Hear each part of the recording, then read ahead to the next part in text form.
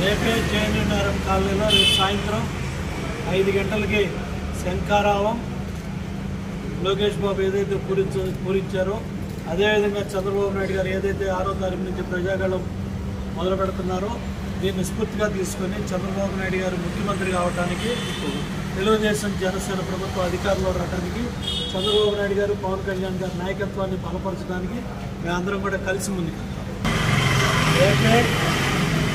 రేపే జేఎన్యూనగరం కాలనీలో రేపు సాయంత్రం 5 గంటలకి శంఖారావం లోకేష్ బాబు ఏదైతే